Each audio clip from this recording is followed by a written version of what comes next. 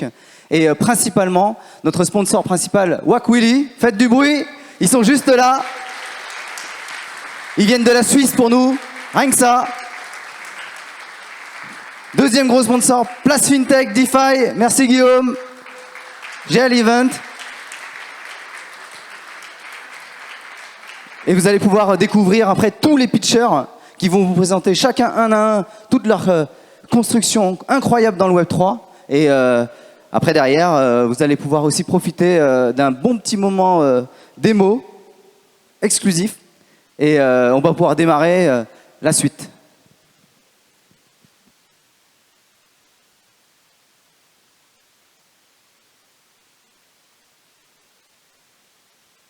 Bonsoir. Bonsoir. Bonsoir à tous. Bienvenue du coup au Palais Brognard ce soir. J'ai l'honneur en fait de recevoir et d'organiser ce soir avec les GG Crypto cet événement en fait en tant que side event au Palais Brognard.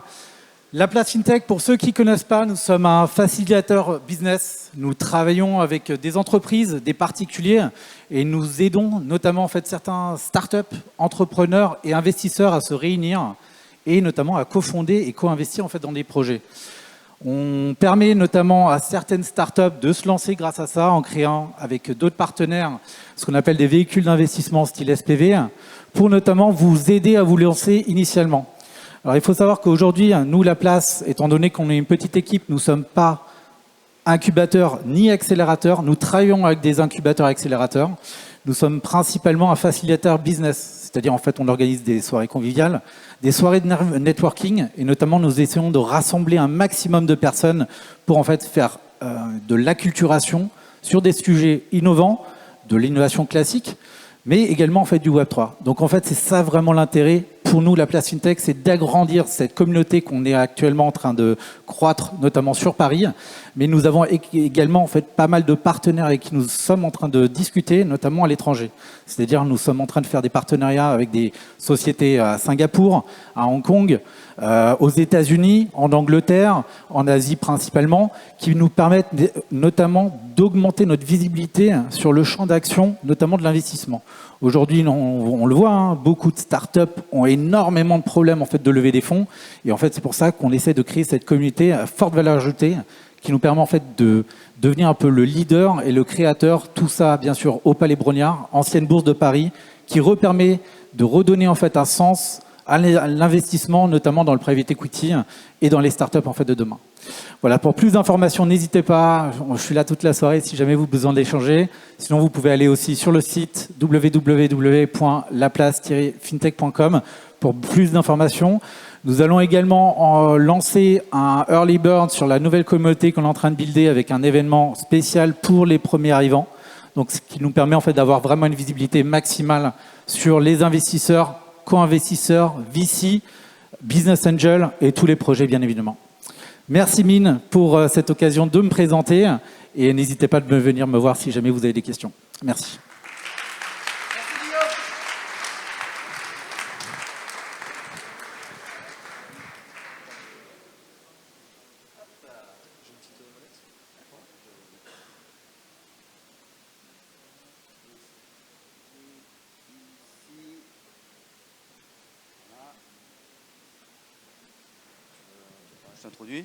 Allez, faites du bruit. Crypto Stories.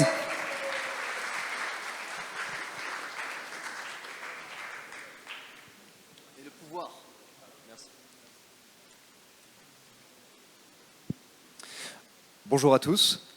Donc, je suis ravi d'être ici et avec le GG Crypto notamment qu'on accompagne depuis pas mal de temps notamment. Donc, je vais vous présenter Crypto Stories. Aujourd'hui, il y a un peu plus de 6 millions de personnes en France, en tout cas, qui détiennent des cryptos. Je pense qu'on ne parle plus de niche. Et justement, notre projet, il démarre avec un premier constat, c'est le manque d'offres, notamment, pour pouvoir porter sa passion tous les jours, et donc sa passion du Web3. Et c'est pour ça qu'on a décidé de lancer Crypto Stories, la première marque 100% dédiée à l'univers de la blockchain. Avec notamment un premier produit qui est la chaussette.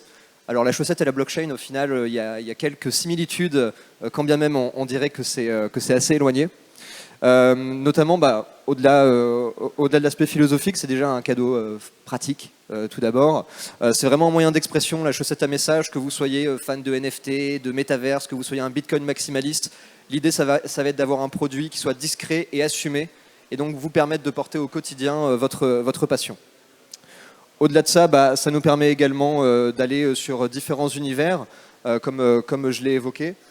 Et donc, notre but aujourd'hui, il se développe en 3 étapes qui sont vraiment distribuées, engagées et partagées. La distribution, c'est au travers des produits. L'adoption, c'est également dans le quotidien, pouvoir faire rentrer dans le quotidien sa passion, donc la blockchain, Web3, etc.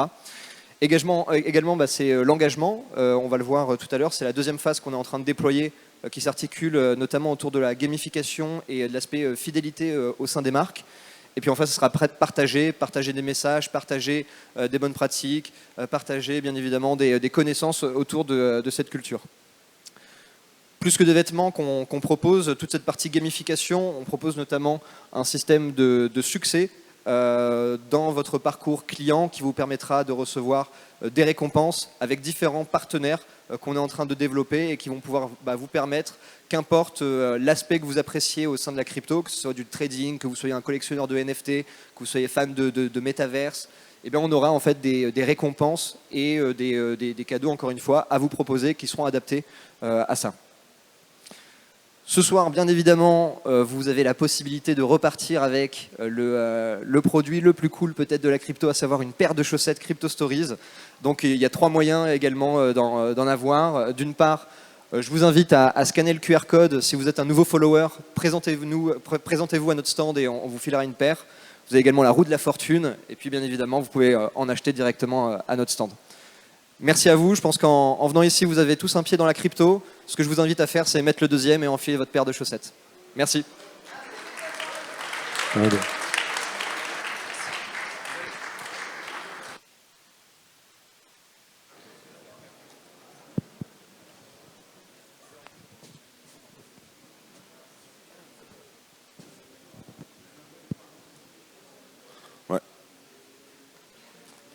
C'est parti, refaites du bruit pour t'allais dire Cryptos là.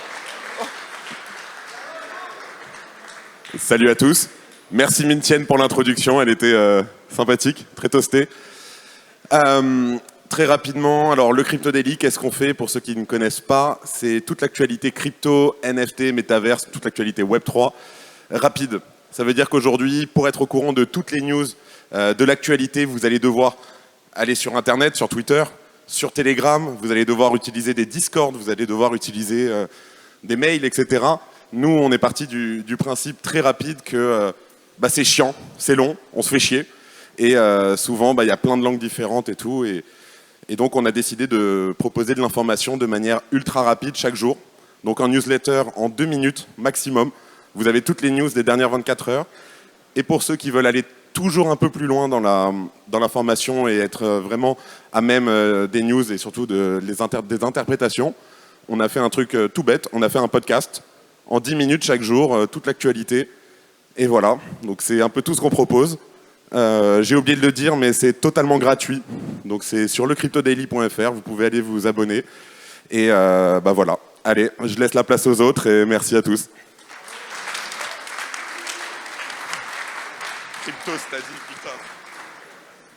1, 2, 3, ok. Ok, est-ce que tout le monde est bien assis? Est-ce que tout le monde voit bien? Super. Est-ce qu'il y en a au fond qui ne voient pas? Parce qu'il y a des places sur le côté à gauche, là. Ceux qui sont au fond en train de s'embrasser là-bas, s'il vous plaît. Je vous ai vu. Et la place là-bas. Donc, on va avoir un programme en 3 temps. Le premier programme qu'on va avoir, c'est une mindset et une keynote. Après, on aura un concours de pitch qu'on demandera toute votre attention pour les gens qui vont venir pitcher, parce qu'il y aura un petit concours à la fin. Et on aura enfin, pour ceux qui ont très soif, parce que je sais qu'il y a pas mal de gens qui ont soif, un cocktail qui vous attend en bas, offert par les GG, avec des petites planches, des boissons et de l'alcool. Donc, Mint, on peut peut-être passer. Alors, ce soir, vous savez que les GG, c'est plus qu'une communauté. C'est aussi des projets. Et ce soir, je vais vous raconter l'histoire d'un projet, le projet des frères Mario. Tout le monde connaît Mario? Tout le monde a vu Mario? Voilà, tous des gamers. Donc, qui sont les frères Mario? Les frères Mario, ils étaient passionnés pour révolutionner l'industrie de la plomberie. Et ils se sont attaqués au problème numéro 1 de la plomberie, qui est la livraison du matériel de plomberie pour les plombiers en un minimum de temps, aussi vite que Tot le champignon. Ils se sont mis à fond dans le problème. Ils ont commencé à prendre leur petit déjeuner avec des plombiers pour comprendre comment ils étaient. Ils ont mis dans un magasin de plomberie pour mieux comprendre leur business. Et ils ont même fait les livraisons de matériel de plomberie en Mario Kart, pour vous dire. Mais au bout de quelques mois, apparemment, ils avaient pris le mauvais tuyau. Game over. Aucun client. Zéro intéressé. Et là, ils se sont dit, on a un problème, qu'est-ce qui se passe? Ils se sont rendus compte d'une chose, c'est que le plombier, ce qu'il aime faire avant tout, c'est prendre sa camionnette, aller voir son fournisseur, prendre un café chez lui, discuter. Donc la livraison chez les frères Mario, c'était pas possible. Ils se sont mis, ok, on est des GG, on est passionnés, on est des tenaces, on va changer notre business model. Qu'est-ce qu'ils ont fait? Ils ont réfléchi, ils se sont dit, comme on ne peut pas jouer sur la livraison, on va jouer sur la sélection du magasin. On va aider les plombiers à trouver le bon magasin, au bon endroit, au bon moment, au meilleur prix. Changement de niveau, page blanche. Et là, ils se sont mis à taper dans tous les carrés, bim, bim, bim, bim, bim, bim, pour trouver tout ce qu'ils avaient, des fleurs, des tortues, etc. Et en fait, ils ont craqué le code. Là, les clients commencent à t'intéresser. Ils développent un système pour trouver le meilleur magasin le plus près de chez vous, pour éviter les bouchons et avoir la bonne pièce au bon endroit, au bon moment. Les clients utilisent jusqu'à 5 fois par jour. Il y a même un client qui était tellement content qu'il a fait des séries TikTok sur le service. Donc les frères Mario, à la fin, ils avaient craqué le jeu, ils avaient trouvé leur Princess Peach, ils avaient changé de niveau. Alors, c'est une histoire vraie. Mario, en fait, s'appelait Max et Luigi s'appelait Robert. Pas vraiment les frères Mario. Mais ce sont des vraies histoires d'entrepreneurs. Ils ont été tenaces, ils ont été pugnaces. Et nous, chez les GG, on a affaire à des épreuves, à des doutes, à des changements. Et on reste tenace parce qu'on a des projets qu'on veut développer. Et il y en a un qui a un projet, qui a travaillé toute sa vie dans un secteur qui s'appelle le minage, qui va vous présenter aujourd'hui sa vision et son expérience. Je présente Florent. Merci.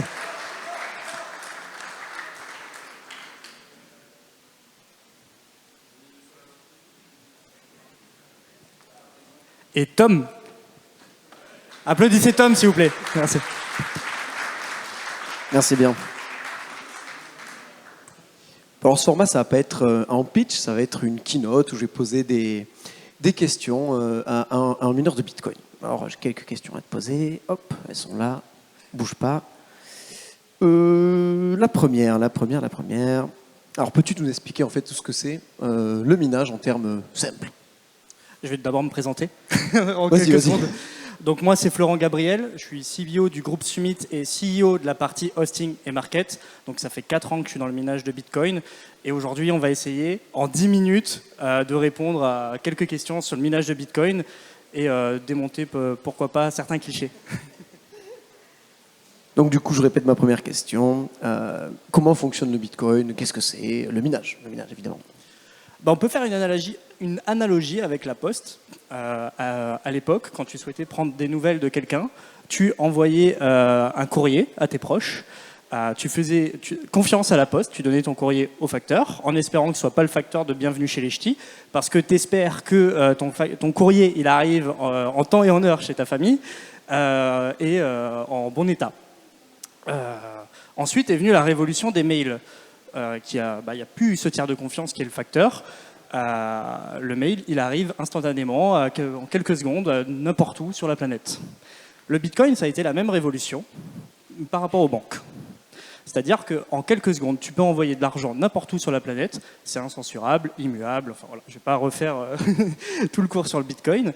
Mais c'est exactement la même révolution que la Poste. Il y a quand même une différence. C'est qu'à l'époque, la Poste a été occupée à faire la guerre aux pigeons voyageurs. Elles n'ont pas vu les mails arriver.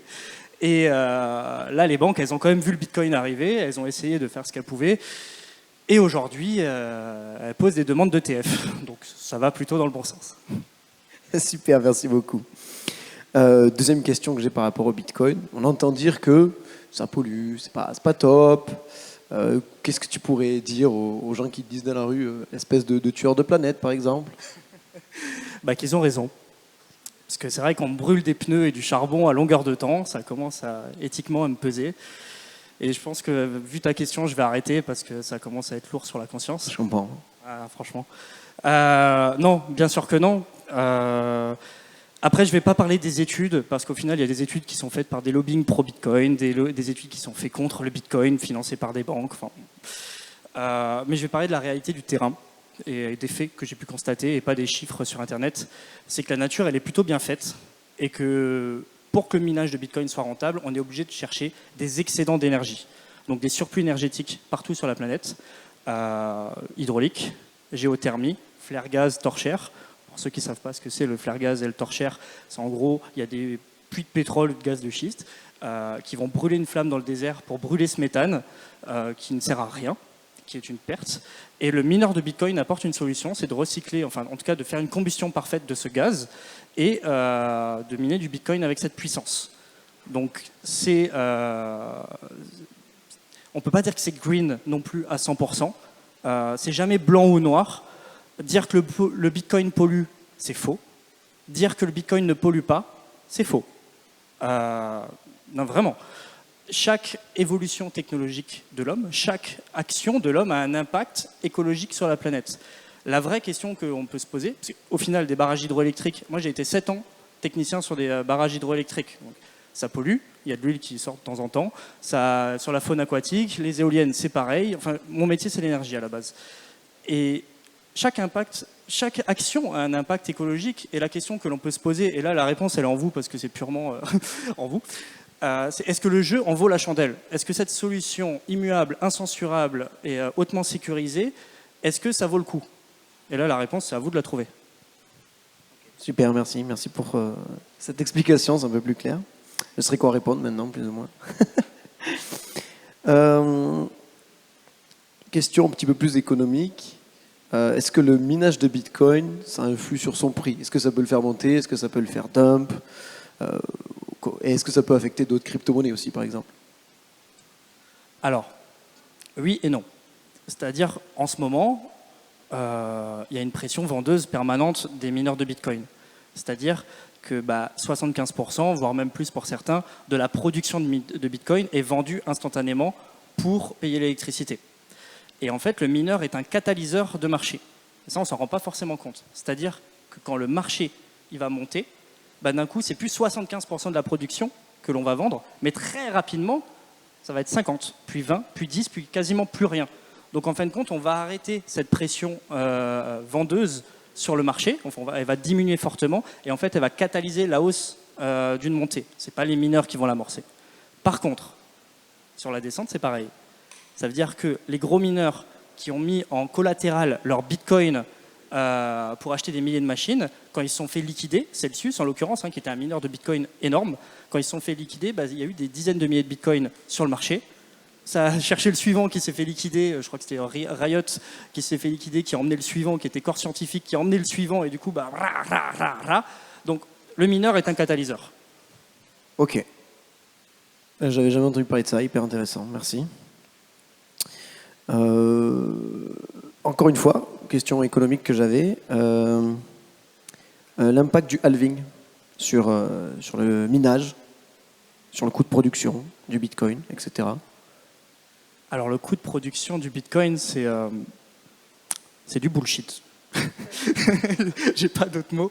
C'est du bullshit parce qu'en fait, c'est comme me demander combien consomme une voiture. Je vous dis pas si on est sur l'autoroute. Trop. Ça dépend. Je te dis pas si tu es en pente, je te dis pas si tu es au point mort, je te dis pas si tu as un V8 ou si tu as une Tesla. Le coût de production d'un Bitcoin, ça veut tout et rien dire. Par rapport au halving, même c'est la même question tous les 4 ans. Ça veut tout et rien dire. Pourquoi? Parce qu'en fait, on ne sait pas de quelle machine on parle. Est-ce que c'est la plus efficiente? Quel est le prix de l'électricité de la personne qui est en train de miner? Et en fait, l'algorithme, il est bien fait. La difficulté du réseau Bitcoin va s'ajuster en permanence en fait, pour répondre à la puissance qu'il y a en face. Et le halving, pour répondre à cette question, je ne vais pas faire 50 000 analyses, il y a 3 solutions possibles. Soit on se fait pricer avant, soit on se fait pricer le jour même, j'y crois pas trop, soit on se fait pricer après et on va un peu serrer le temps d'eux. Mais le minage de Bitcoin sera toujours rentable pour quelqu'un, à 10 000, à 5 000, à 2 000. Parce qu'au final, les mecs qui payent 10 centimes ou 15 centimes leur kilowattheure, eux, ils vont débrancher. Nous, on va rester branchés, le temps d'eux. Voilà. Ok, super. Merci, c'est plus clair pour ça. Est-ce que j'avais une autre question par rapport à ça? Ouais, tu as parlé de difficulté. C'est quoi la difficulté de minage? La difficulté, pour vulgariser ça simplement, c'est que toutes les 10 minutes, il faut trouver le bloc de Bitcoin.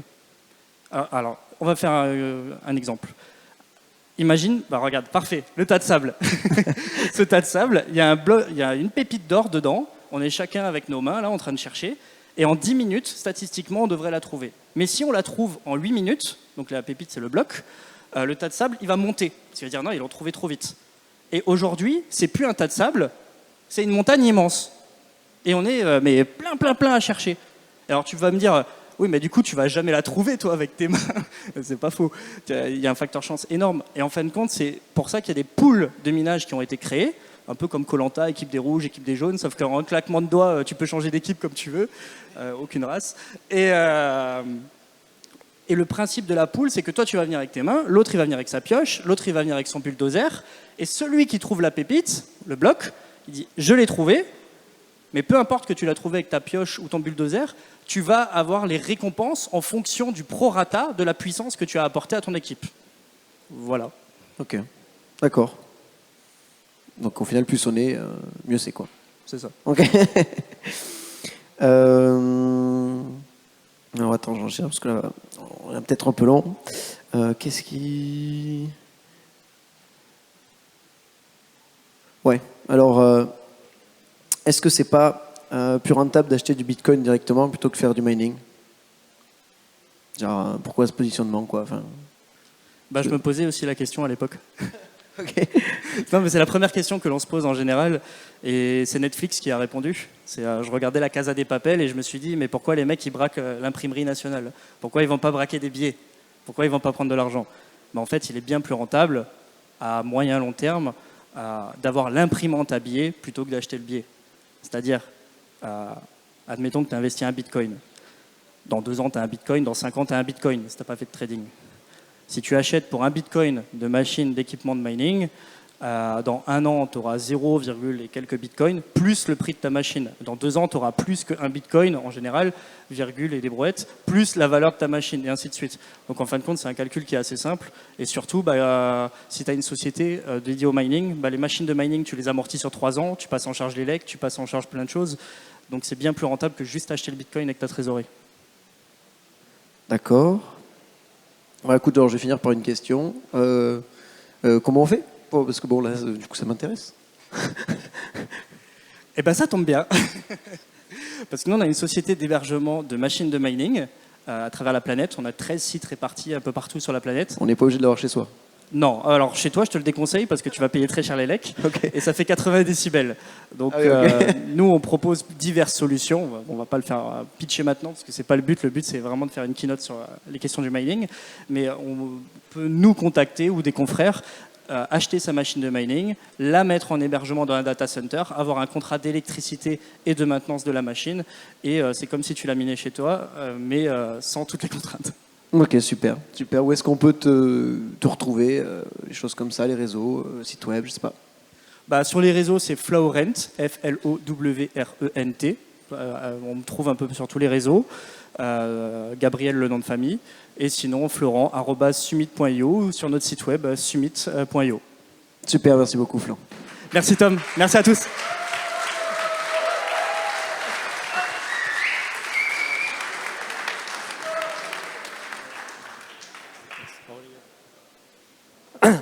Bon, merci Florent, merci Tom. J'espère que tout le monde est incollable dans le mining. Il y aura interrogation surprise à la sortie, avant de prendre les bières. On va passer au pitch contest. Donc on a la chance de recevoir 5 projets. Et on va vous demander d'être super attentifs. Pourquoi? Parce que vous allez jouer avec nous. Il va y avoir un concours. On va vous poser 3 questions sur quel est votre pitch préféré. À travers 3 questions, on fera la somme à la fin et on aura le gagnant du pitch. Le gagnant du pitch contest aura le droit de revenir 1 minute sur scène pour faire un call to action. Les questions sont les suivantes. Vous verrez bien grand vos oreilles parce qu'on ne les répétera pas. La première question, c'est est-ce que le projet résout un vrai problème? Est-ce que le projet résout un vrai problème? La deuxième question, est-ce que le projet s'attaque à un marché qui est gigantesque? Est-ce que le projet s'attaque à un marché qui est grand, qui est gigantesque? Et troisième question, est-ce que vous avez aimé la présentation? Voilà, c'est vraiment très facile. Première question, problème. Deuxième question, marché. Troisième question, présentation. On va passer au premier projet. Je vous donne d'applaudir très fort, qui est Wakweli. Merci.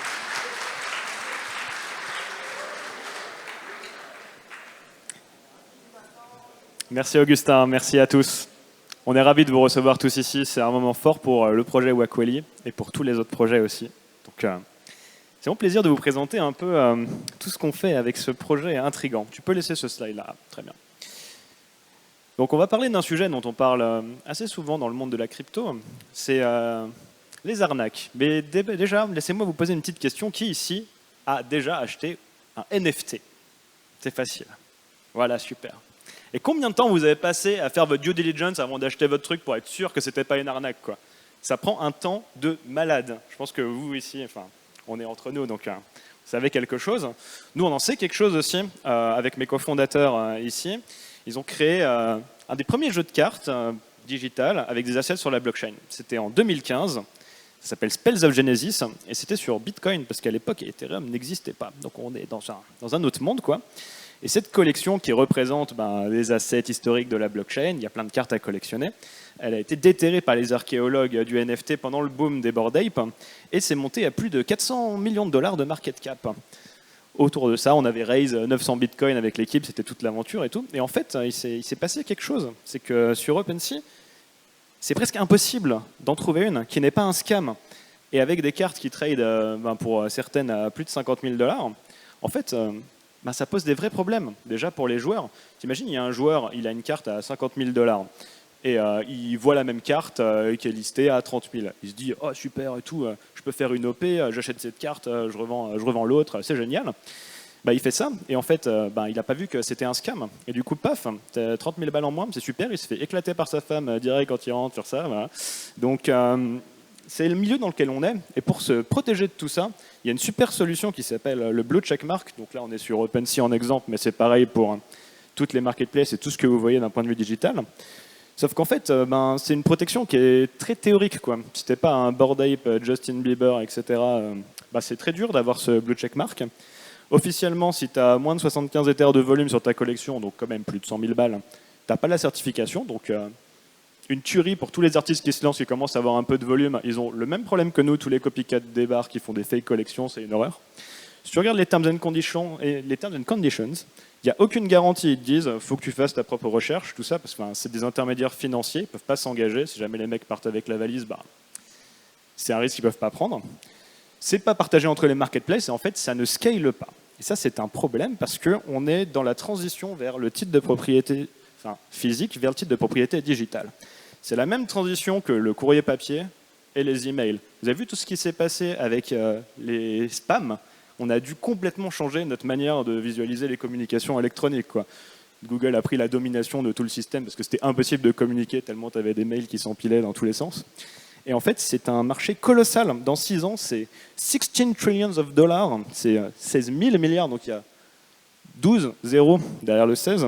Et en fait, il n'y a rien qui scale pour le protéger, parce que ce n'est pas 10 à 100 personnes dans des équipes de compliance qui bossent chacun dans leur silo qui peuvent résoudre ce problème. En fait, c'est des dizaines de milliers de personnes qu'il faut en permanence. Et là arrive Wakweli. Wakweli, c'est du Swahili, ça veut dire ceux qui disent la vérité. Et en fait, Wakweli, c'est un nouveau protocole, c'est un protocole de certification universelle. Vous pouvez certifier n'importe quelle collection de NFT, ou même des biens du monde réel. Votre maison en France, ça marche aussi, parce qu'on pointe vers les assets. Et c'est géré par la communauté. On a créé tout un système où n'importe qui peut demander un certificat, et n'importe qui de compétent dans ce domaine peut le valider. Autour de tout ça, il y a un jeton de confiance magique, le Waku, qu'il faut bloquer dans chacun des certificats. Et on met de la valeur dans ces certificats, ce qui fait que les assets sont vraiment protégés. Et pourquoi ça marche? Parce qu'en fait, un mauvais acteur dans ce système-là, en fait, il n'a rien à y gagner. Il a tout à y perdre, vu qu'il a sa valeur qui est verrouillée, sa réputation dans les certificats. Et là, on a ce badge universel, Wakweli de confiance, qui est intégrable facilement dans toutes les marketplaces. Et bientôt, notre extension Chrome va être release et vous pourrez le voir partout, quoi. Et on a build pendant le bear market, hein, on avait closé un round de financement, on a eu du bol un peu avant, quoi. On a levé un peu plus d'1,8 million. Donc le produit il est prêt. On l'a release la semaine dernière dans la sueur et pas la souffrance, ça a plutôt bien marché en fait. Donc là on est temps, donc on recrute du monde, vous pouvez rejoindre les early adopters, vous pouvez venir certifier votre collection, vérifier vos assets dans votre collection aussi. Et le petit bonus, c'est que pour les contributeurs, comme c'est un projet géré par la communauté, ça y est, il y a des allocations qui sont ouvertes aux community members. Donc rejoignez-nous sur le Discord, partagez vos assets et contribuez à ce beau projet qui vraiment est là pour sauver ce marché de 16 trillion dollars. Merci à tous.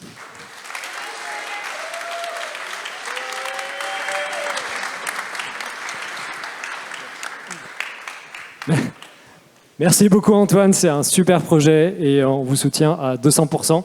Alors, petite info, après chaque projet, on va mettre un petit QR code. Je ne sais pas si Mine, tu peux mettre le petit QR code de Wakouli qui va bien, s'il te plaît.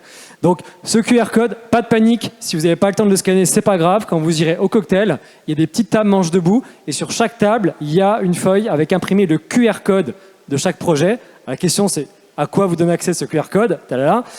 Ça vous donne accès à un groupe WhatsApp où vous pourrez discuter directement avec les projets pendant autant de temps que vous voudrez après la soirée. Donc chaque projet a son QR code à scanner ici ou sur les manches debout au cocktail pour discuter directement avec chaque porteur de projet si vous avez des questions ou n'importe quelle demande. Voilà. On passe au suivant. Je vous donne un tonnerre d'applaudissements pour Samy qui va pitcher Cross the Edges.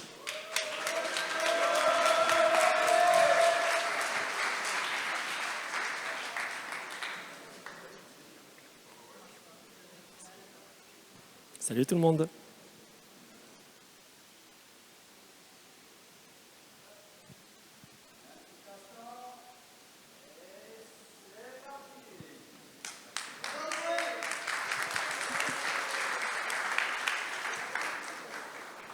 Comment ça marche? Pas mal. Je suis super content d'être là. Bon, déjà, je suis en France, à Paris. Et c'est vraiment important pour nous, pour tous ceux qui ne nous connaissent pas. Je vais essayer d'être bref. Pour ceux qui nous connaissent, merci beaucoup d'être là. Donc, je m'appelle Samy, je suis le CEO et cofondateur de Cross the Ages.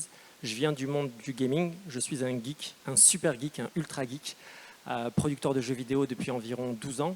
On a plusieurs studios dans le monde. On a sorti pas mal de jeux sur plein de plateformes, sur la Switch, sur la PlayStation et d'autres plateformes. Et on s'est mis sur Cross the Ages il y a 3 ans maintenant. L'idée, en fait, c'était de créer une expérience immersive.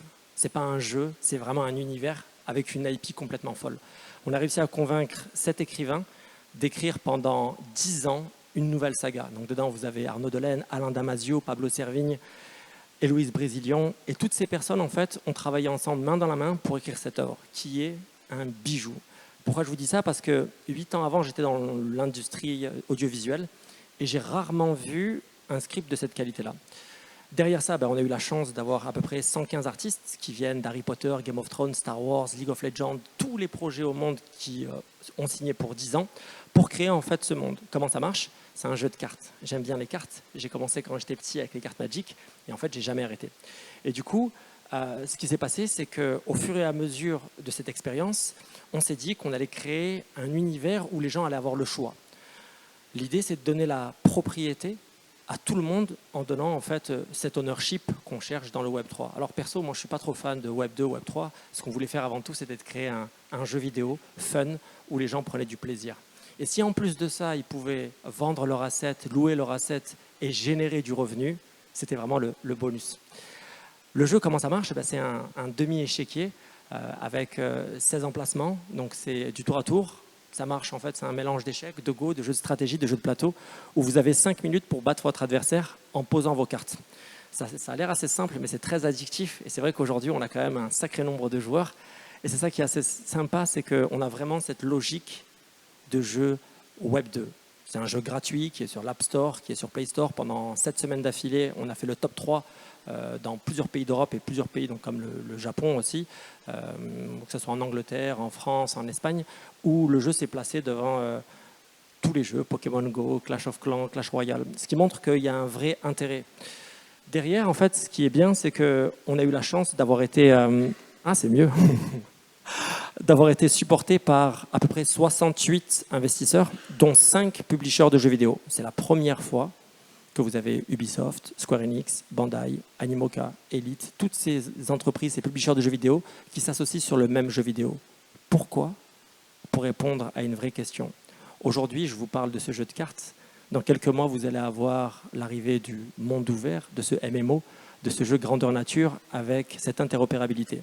Toute l'idée de Cross the Ages, qui paraissait complètement folle au début, c'est de créer un monde où il y en aura pour tout le monde. Bien sûr, un jeu de cartes, c'est un jeu de niche, c'est pas fait pour tout le monde et c'est pas forcément fait pour toucher la masse, mais la fidélité que les gens vont avoir dans ce jeu de cartes va être très élevée pour bien sûr derrière avoir l'ouverture à ce monde ouvert qu'on va avoir dans quelques mois. Et là où c'est fort, c'est que toute la token économie, tout a été fait donc pendant quasiment 1 an avec Animoca, de créer en fait un modèle économique qui soit viable. Aujourd'hui, en fait, pendant 2 ans, 3 ans, où il y a eu cette euphorie, où il y a eu tout le monde qui parlait donc des NFT, de tout ce qui s'est passé, on a vu en fait tous les projets monter et descendre. Je suis un très très gros holder de NFT. J'ai jamais perdu autant d'argent de ma vie. J'ai acheté des Bored Ape, des Clonix, des Azuki, sans les citer, où toutes les collections ont perdu entre 70 et 99%. C'est pas pour faire de la pub, mais les paquets de Cross the Ages depuis juin de l'année dernière ont fait entre x3 et x350. Absolument tous les paquets. Pourquoi? L'utilité. C'est ça en fait la clé. L'utilité. Si vous n'avez pas d'utilité derrière un NFT, ça sera juste une tendance. Et nous, ce qu'on veut, c'est pas créer une tendance, c'est de créer une vraie utilité sur du long terme, avec une interopérabilité. Tous ces NFT marcheront dans tous les jeux. Et c'est vrai que ça paraissait complètement fou au début, mais maintenant, en fait, on y est. Donc on a de plus en plus de joueurs, on a plusieurs dizaines de milliers de joueurs, plus de 10 000 joueurs par jour, on a près de 90 000 personnes qui ont créé leur compte, 220 000 téléchargements, le jeu a été lancé donc le 29 mars, et ça fait que grandir avec une très grosse communauté en France, la deuxième plus grosse communauté est au Japon, et donc voilà où on en est aujourd'hui. Très content d'avoir pu vous parler de Cross the Ages, tout est sur Internet, si ça vous intéresse, sur le site Internet, et merci beaucoup de votre écoute.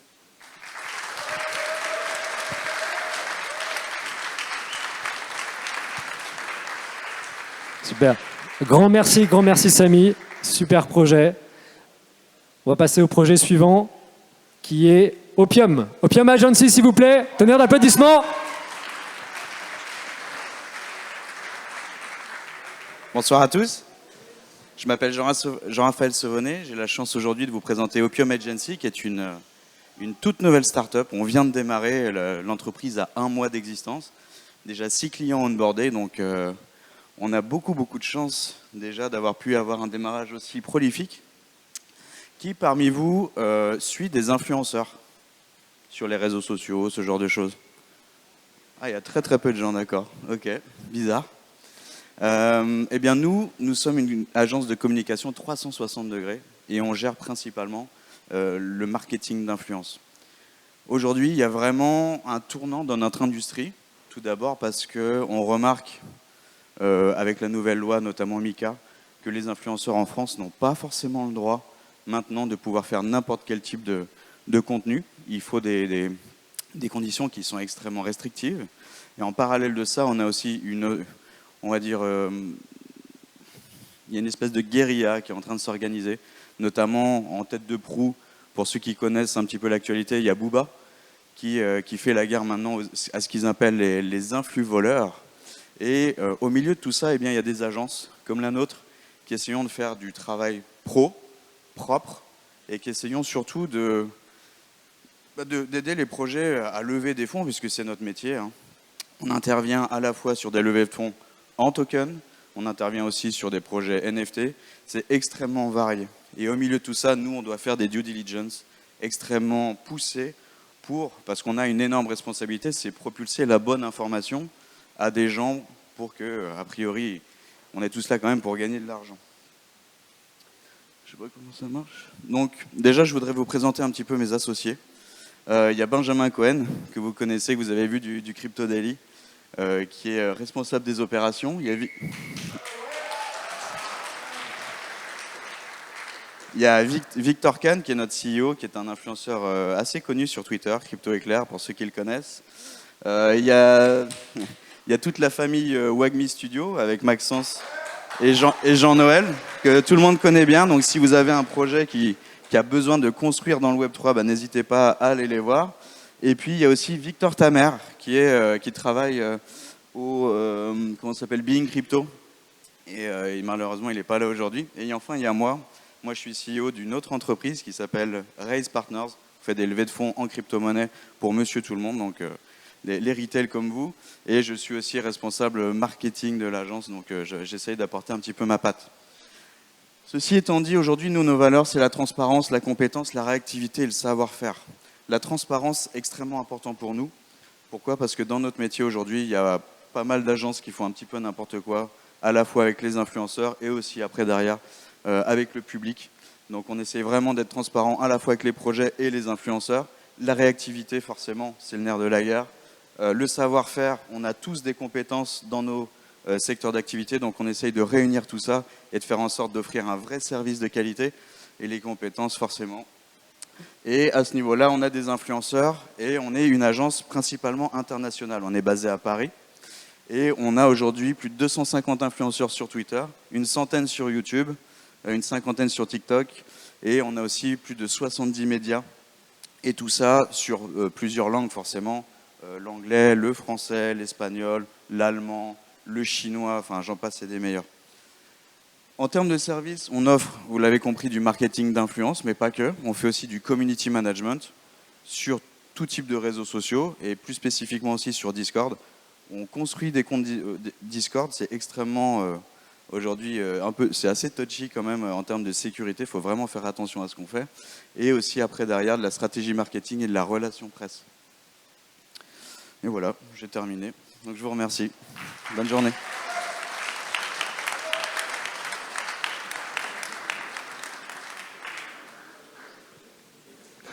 Merci beaucoup. Allez, on va passer au projet suivant, on perd pas de temps. Projet suivant, donc Joker Club. Joker Club, s'il vous plaît, un tonnerre d'applaudissements pour le Joker Club. Est-ce que Maurice est là? Voilà, on applaudit Maurice. La petite télécommande. Merci beaucoup. Voilà, pardon. Bonsoir à tous. Ok.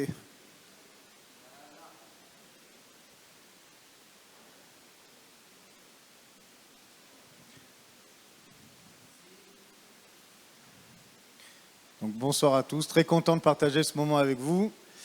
Bon, déjà, je ne devrais pas être trop long normalement, surtout qu'il doit commencer à faire soif.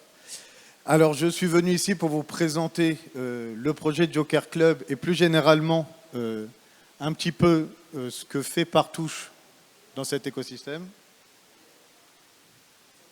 Oups là. Donc, en fait, le groupe Partouche est un groupe qui a aujourd'hui 50 ans. Déjà, je voulais savoir, parmi vous, qui a déjà joué à un jeu d'argent, que ce soit au casino, un ticket à gratter. Peut-être qui est aussi fan de poker. Ah, un peu moins, normalement, dans les communautés Web3, ils sont plutôt chauds sur le poker. Bon, bah, j'ai pas mal de personnes à conquérir, apparemment. Ah bon. Donc nous, en fait, on fête nos 50 ans cette année et on a toujours été un groupe familial qui était porté sur l'innovation, dynamique, engagé. Aujourd'hui, donc groupe Partouche, c'est un peu plus de 600 millions de chiffre d'affaires par an, 8 millions de visites, on a un groupe de près de 4000 collaborateurs et on a un programme de feed d'1 million de porteurs de cartes pour environ 200 000 clients actifs. Vous allez comprendre pourquoi je vous précise tout ça. Et on est un groupe européen, principalement basé en France, avec une complémentarité géographique sur tout le territoire. Qu'est-ce qu'on fait là et pourquoi le groupe Partouche, il y a 2 ans, a décidé de créer Partouche Multiverse, qui est donc une filiale qui est dédiée aux activités Web3. Tout d'abord parce que, un peu comme vous, eh ben, on est un peu tombé dans la blockchain et particulièrement dans l'achat compulsif des NFT il y a quelques années. On a trouvé ça super sympa et on s'est rendu compte qu'il y avait un véritable écosystème qui s'était monté en quelques années avec une forte valeur. Et comme s'amusait à le dire Patrick Partouche, il s'est dit, mais tiens, c'est super, il y a des nouvelles personnes qui se retrouvent avec beaucoup de jetons. Eh ben, ça tombe bien, nous faire jouer les gens avec des jetons, c'est notre métier. Donc, a priori, on arrivera à trouver quelque chose à faire de sympa entre nous. Donc, c'était parti un peu sous forme de blague. Et en creusant, en networkant, Et justement, en étant présent à des événements tels que celui-ci, on s'est rendu compte que la blockchain et les activités Web3, c'était bien plus que ça, et que ça ouvrait en termes d'expérience, et je dirais un peu en termes d'expérience augmentée, quelque chose d'extraordinaire.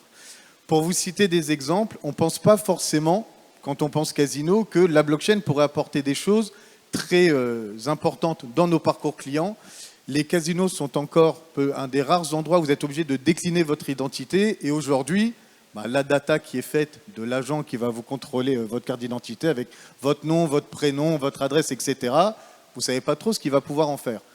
Grâce à la blockchain, on peut justement imaginer des use cases très précis qui vous permettra finalement plus de vous identifier, mais de vous authentifier et de rester propriétaire de votre donnée, et peut-être aussi, finalement, vous rendre plus facilement au casino, qui est un endroit où on veut parfois pas forcément faire savoir tout ce qui peut s'y passer. Évidemment, alors je ne sais pas si vous êtes au fait du sujet Jonum, qui est quelque chose qui est sorti il y a quelques mois en France, qui est en fait un cadre réglementaire qui va être testé en France pour tester les jeux Web3. Évidemment, pour un groupe de casinos d'une 50aine d'années d'expérience, ça va véritablement être un relais de croissance certain, sachant que le jeu en France représente près de 13 milliards. C'est un marché, juste en France, qui pèse près de 13 milliards pour 2,5 milliards pour le secteur des casinos. Mais la problématique, c'est qu'aujourd'hui, dans un cadre réglementaire encore incertain, avec une technologie qui avance à grands pas, mais qui a encore, je pense, pas mal d'évolution à faire pour une entreprise corporate telle que nous, qu'est-ce qui est possible de faire à court terme pour justement commencer à conquérir de nouvelles cibles jeunes qui justement est intéressé par le jeu, le gaming, mais pas forcément dans un monde traditionnel? Eh ben, nous, ce qu'on a décidé de faire, c'est de créer une collection NFT, pas pour faire comme toutes les collections qu'on a pu voir auparavant, mais véritablement pour créer une sorte de club de privilégiés qui vont pouvoir partager avec nous nos idées, nos envies, et surtout savoir un petit peu qu'est-ce qui pourrait vous intéresser dans un groupe tel que Partouche pour développer les expériences de demain. Nous sommes des opérateurs. Bon, de toute façon, j'aurai plus trop le temps, donc je vous inviterai, je vous partagerai pour ceux qui rejoindront le WhatsApp entre nous, la vidéo qui présente un petit peu le Joker Spirit. Nous, clairement, on n'a pas vocation à être une boîte tech. Nous sommes là pour faire notre métier, à savoir divertir les gens sur de nouveaux territoires digitaux. Et c'est pour ça qu'on a décidé de créer cette collection. Et voilà, qui, en bref, hop là. Donc voilà, est une collection de 8000 NFT qui propose des avantages dans l'écosystème Partouche, mais pas que. Nous avons d'ores et déjà créé 21 événements. Et pour ceux qui aimeraient en savoir plus, nous organisons un événement au Carmen demain. Donc pour ceux qui sont intéressés, je vous invite à scanner le QR et je vous remercie pour votre attention.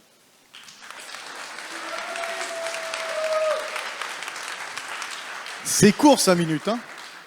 Oh oui, mais c'est bon. Okay. Merci beaucoup. Alors le projet suivant, je vous demande un tonnerre d'applaudissements parce qu'ils ont eu le moins de temps pour se préparer. En plus, le pitcher a été remplacé à la dernière minute. Donc s'il vous plaît, des tonnerres d'applaudissements pour Kader de Metacard. Il est où Kader? Il est déjà parti au cocktail.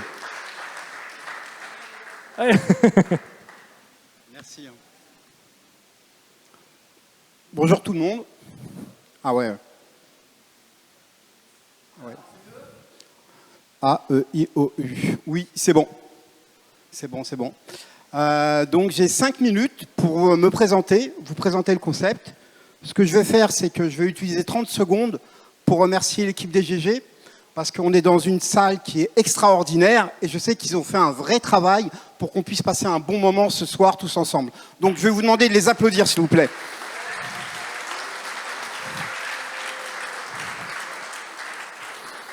Ah oui, ce sont mes 5 minutes, donc je gère mon temps comme je veux, les gars.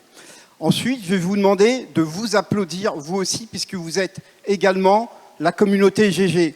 Et je vois ce qui se passe dans les groupes, j'adore les échanges, donc merci à vous, je vous demande de vous applaudir.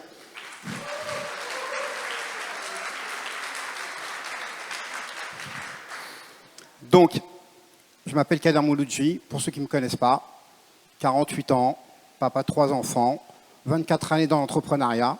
et j'ai connu l'univers de la blockchain il y a un peu plus de 3 ans. Et quand j'ai découvert cette technologie, j'en suis tombé follement amoureux. Et avec mes associés, à l'époque, on avait décidé de créer des cartes cadeaux en NFT. Il y a eu une évolution. Aujourd'hui, je suis heureux et fier de vous annoncer que Metacard devient une plateforme de marketing Web3 qui permet à n'importe quelle entreprise, n'importe quelle marque, n'importe quel influenceur de créer, de générer et de commercialiser des campagnes de marketing en NFT. Comment ça marche? Ah, voilà. Donc, pour ceux qui ont connu Metacard au début, on était parti sur l'idée de la carte cadeau en NFT. Pourquoi? Parce que tout simplement, c'est un marché qui a évolué dans son temps. À l'époque, on offrait un cadeau, on allait en boutique, on achetait une paire de baskets et c'est ça qu'on offrait. Ensuite, avec l'évolution, il y a eu la dématérialisation, cette fameuse carte cadeau qu'on offrait. Et par la suite, il y a eu la digitalisation, le fameux email avec le QR code. Et nous, chez Metacard, on était convaincus qu'il allait arriver l'ère du NFT. Hop, je suis désolé. Et donc, Metacard, aujourd'hui, permet aux marques de pouvoir créer des cartes cadeaux en NFT. L'idée est de pouvoir permettre de toucher une certaine clientèle, la génération Z. Et dans ces NFT, bien évidemment, il y a plusieurs possibilités. Du discount, du cashback, membership, une paire de baskets physiques, mais aussi son wearable, voter pour des collections, et également rencontre avec des célébrités.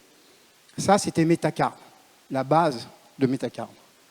Et ensuite, on a, de par les nombreux séminaires qu'on a pu faire à l'international, rencontré de très très belles personnes qui ont typiquement ce que j'appelle, moi, les valeurs du Web3, les valeurs du cœur. Je vais vous en présenter 2 ce soir. Mais j'ai une spéciale dédicace pour Chantal Ling, qui est là ce soir, une femme que j'adore. Et si on peut l'applaudir, allez, on coupe.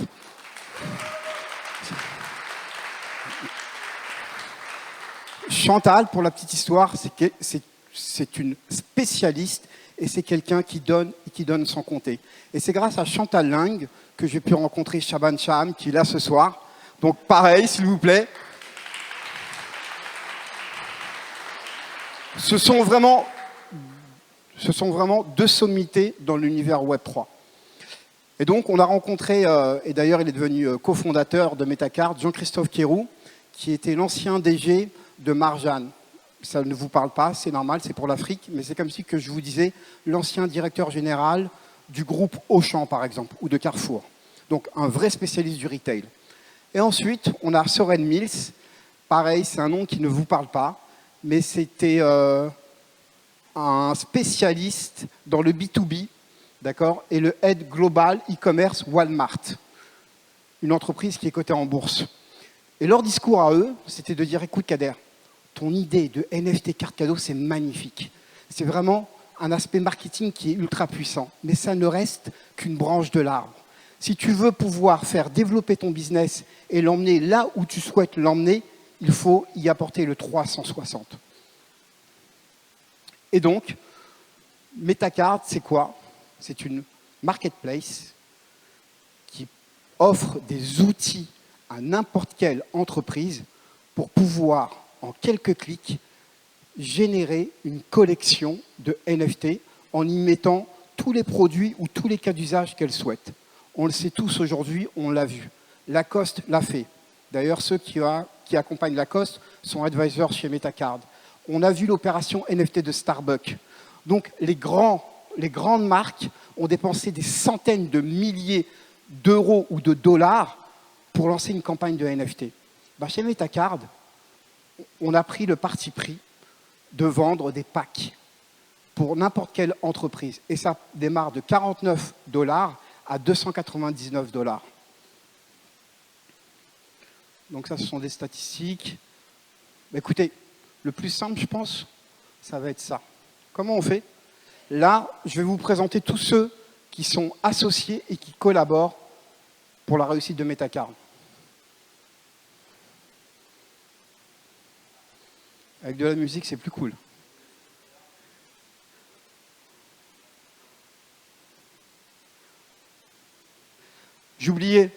je voulais faire une spéciale dédicace à une des actionnaires de l'entreprise qui est venue ce matin. Elle a assisté à un rendez-vous parce qu'on est en train de signer, je vous le dis, c'est du off pour la Coupe du Monde de rugby, un club, Samira Karash, qui a beaucoup apporté au renouveau de Metacard. Donc une spéciale dédicace à elle, et pareil, si vous pouvez l'applaudir, ce serait vraiment cool, parce qu'elle a fait un aller-retour Nice-Paris, Paris-Nice. Heureusement qu'on est dans le Web 3. Hein. 2022, we were here. 2023, guess what? Metacard is coming. You won't give, you won't love, you won't card. Metacard is coming. As a song, as an NFT, as a gift. Metacard is coming. You won't give, you won't love, you won't card. Metacard is coming. As a gift, as a song, as an NFT. Metacard is coming. From Rabat to Paris, we are building with all the team. I'm calling out on the Many, on the Khaled, on the John, on the Bushra, on the Khalil, on the Jesse, on the Raphael, the Thierry, and also the family. Tujo is in the studio, and I'm giving my shout out to Jesus. You can be part of this big project for one humanity. When you give a gift, you always win.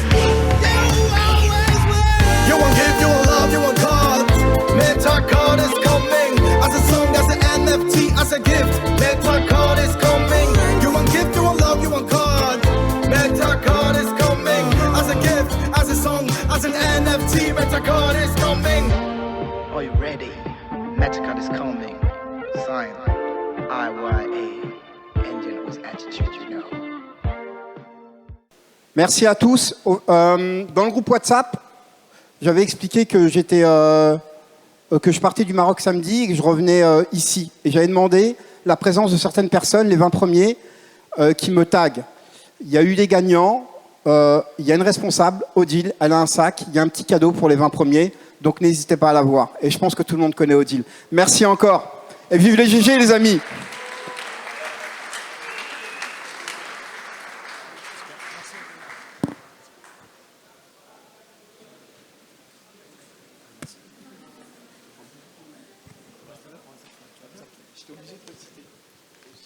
Ok, merci en tout cas pour les pitchers, j'espère que vous avez apprécié. Donc comme je vous disais au tout début, on va jouer à un petit jeu ensemble. Donc je vais vous remettre les questions. Avant ça, vous allez devoir scanner ce QR code. Alors on est désolé, on n'a pas pu mettre de grand écran parce que c'est un lieu historique. Donc on a été restreint à ces petites télévisions. On engueulera Guillaume tout à l'heure, hein. C'est quelqu'un qui a une veste grise si vous l'avez vu. Donc vous pouvez scanner ce QR code. Est-ce que vous pouvez lever la main si vous avez réussi à scanner le QR code, s'il vous plaît?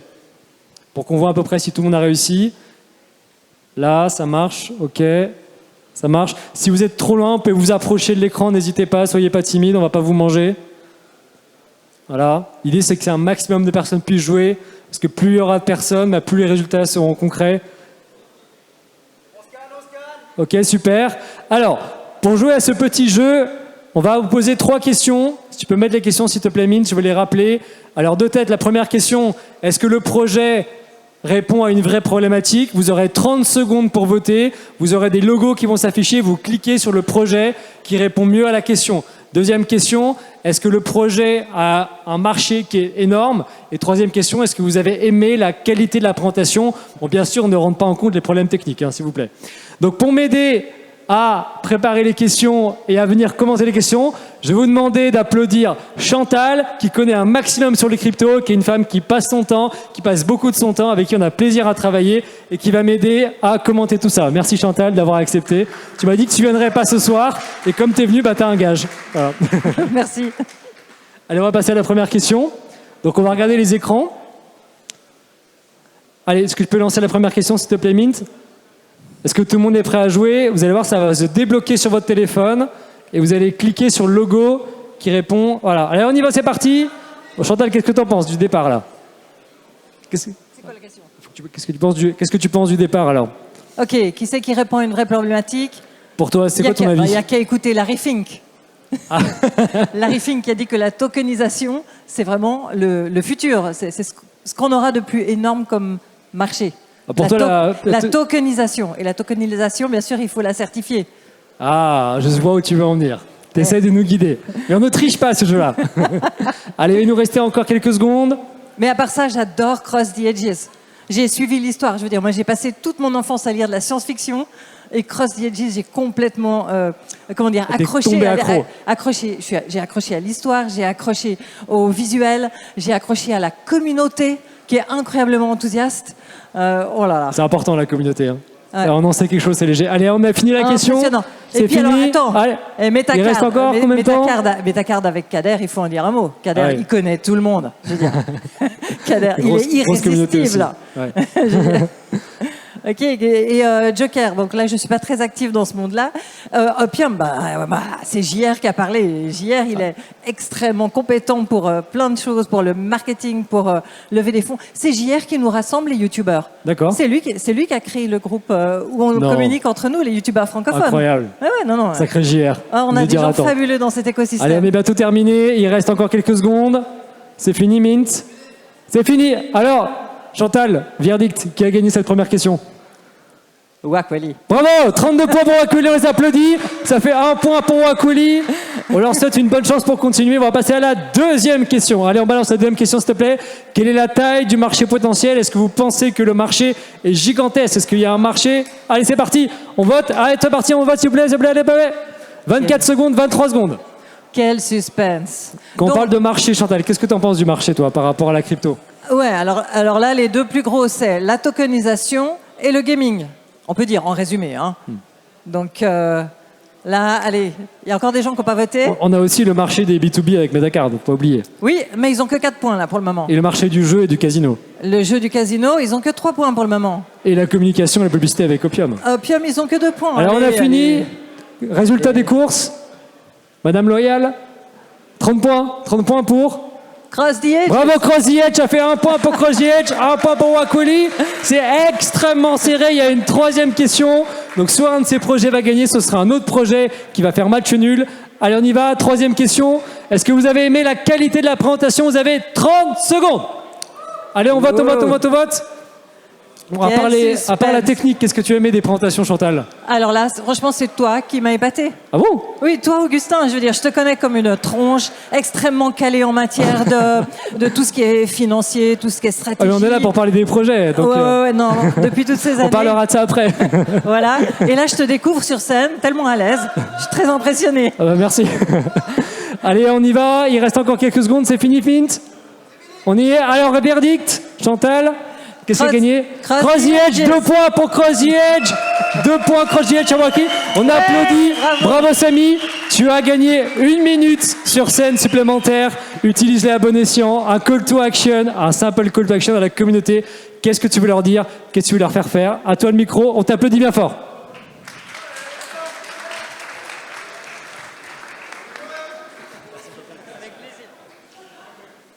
Une minute. Merci beaucoup. Je suis vraiment content que ça vous ait plu. Pour toutes les personnes qui ne connaissaient pas le projet, pour moi, c'est vraiment un honneur d'être avec les GG aujourd'hui. Pourquoi? Parce qu'on s'est formé un peu de la même manière. Il n'y a pas si longtemps, toutes ces personnes ne se connaissaient pas. Vous ne pouvez pas imaginer la fierté que j'ai quand je vois ma communauté derrière, quand je les vois se rencontrer. Enfin, c'est vraiment la plus belle des fiertés pour moi. Donc, merci infiniment d'être venus. Merci beaucoup de votre écoute. Et j'espère pour ceux qui ne connaissent pas que vous irez jeter un œil.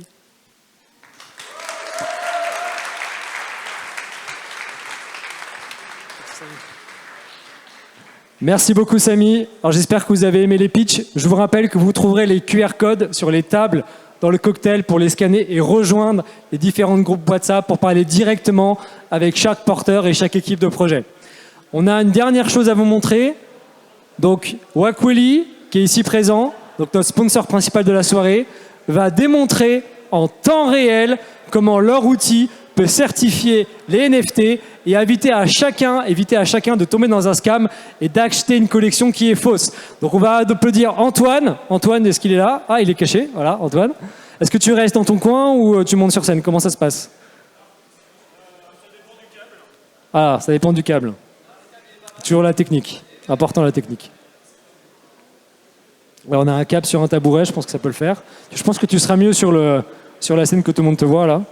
Voilà, on va te donner un micro. Voilà.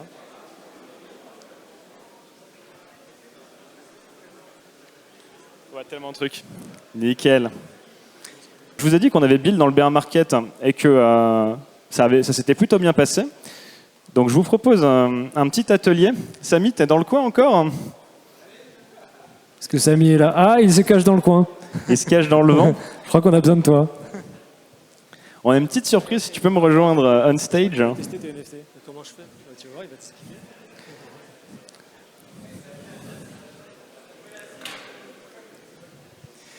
C'est l'alpha de Wakwali et je te propose en live qu'on te montre qu'est-ce qui se passe quand on certifie Cross the Edge. Ages. Cross the Ages. Ah, ça va. Cross the Ages. Ce qui s'est passé, il y a eu un petit peu de chemin qui a été fait depuis qu'on s'est croisés à Londres l'année dernière. C'est vrai. Ouais, je t'ai vu, Bravo à vous, en tout cas. Je t'ai vu à Times Square avec toute ton équipe. Moi, je dirais bravo à toi. Bravo d'avoir gagné ce pitch contest. Donc là, on est sur la plateforme Wakwali. Donc, je vais ouvrir le petit bloc de texte où on a préparé quelques liens sympas certifiés. Il a mis une Lifi classe S, les gars. Derrière, sur la alpha, tu demandes un certificat. Il y a la team qui a bossé dur pour intégrer Immutable ce matin. Donc, on peut les remercier depuis Genève. Merci à l'équipe.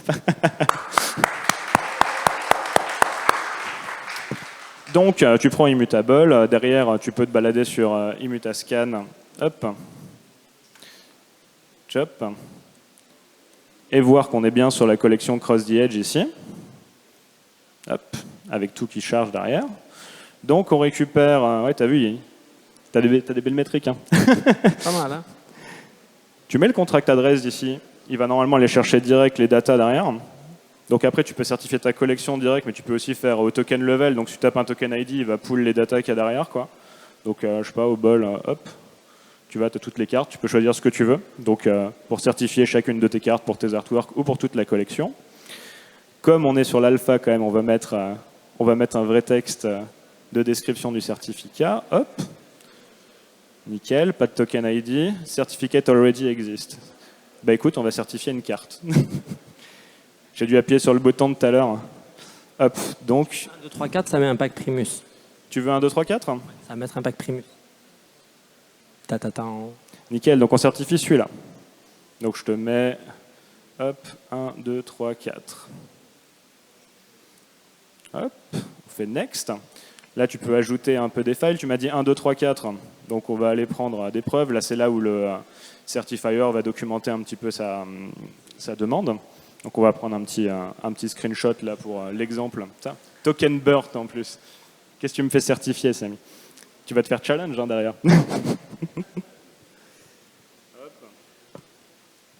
Un peu à la mano. Hop. On m'a dit prépare une vidéo, mais c'est pas drôle les vidéos. On n'est pas en train de suer tous ensemble. Et je pense que c'est un peu l'objectif de ce genre de workshop avec les GG. CTA, slide. Les aléas du direct. On travaille. Hop. Donc, on met notre petite preuve ici derrière. CTA.png. Hop. Nickel. Description of the resource. Voilà. On avait dit Immutascan page of cross the edges 1, 2, 3, 4. CTRL V. Shop 1, 2, 3, 4. Next. Là, tu n'as plus qu'à stake des Waku à l'intérieur. J'aurais mis 10 000 sur la collection, on va mettre 1000 sur une comme ça. Ça doit faire. Ça sert à quoi les valeurs? Ça, c'est en fait, tu verrouilles le nombre le montant de jetons de confiance que tu souhaites dans ta demande. Et ça dépend du niveau de validation, de la valeur de l'asset et du niveau de travail du validateur derrière sur le réseau. C'est toute la game théorie qui gouverne tout ça. Tu crées derrière. Donc la version actuelle, elle est liée à MetaMask, mais on cible Polkadot, release end of the year en parachain. Vous pouvez nous retrouver au musée, à l'Institut du monde arabe tout le reste de la semaine. Là.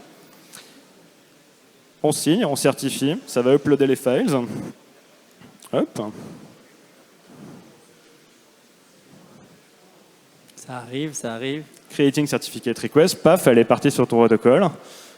Et voilà, là, tu as ton certificat qui a été transmis à un certifieur sur le réseau, donc il est on hold pour l'instant derrière. Et dès qu'il sera validé par la communauté, tu vas te retrouver avec un call API très simple pour savoir si ton asset il est certifié, sachant qu'il peut être challengé derrière par la communauté si jamais il n'était pas véridique.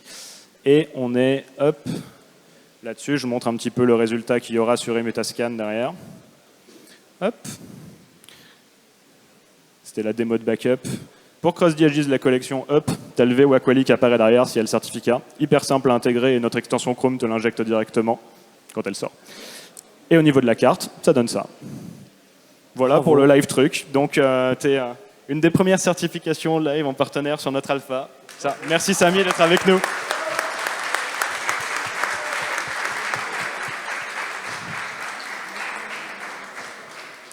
Bon, ça a à peu près marché, je suis content. C'était super bien, bravo. Franchement, un grand merci à l'équipe qui sont à Genève et qui ont bossé dur pour que tout ça soit possible. C'est des malades, on les adore. Merci à tous. Merci beaucoup.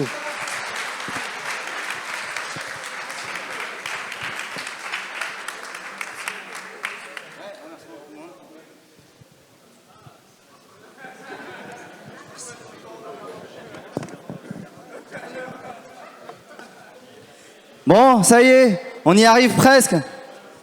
Hop là. Eh ben, c'est le moment de vous dire à tous un grand merci. Merci à Wacquali, faites du bruit. Vous avez compris la démo? Vous n'avez plus qu'à tester vos NFT maintenant. Merci à la place FinTech. Guillaume, merci tout le monde, faites un tonnerre d'applaudissements. Merci au Crypto Daily, merci Crypto Stories, merci CoinPri, merci All Consulting, New Agency Mask. Et ben en gros, c'est toutes les équipes des GG qui permettent de créer tout ça. Merci à tous les copains pour pouvoir faire que ces belles soirées existent. Et bien sûr, merci à tous nos pitchers. Et je vous invite à nous retrouver, mais avant ça, j'aimerais faire une petite photo avec tout le monde. Un bon petit sourire, des mains en l'air, tout ce que vous voulez. Allez, venez tous, on va faire la photo souvenir avec tous les GG, s'il vous plaît.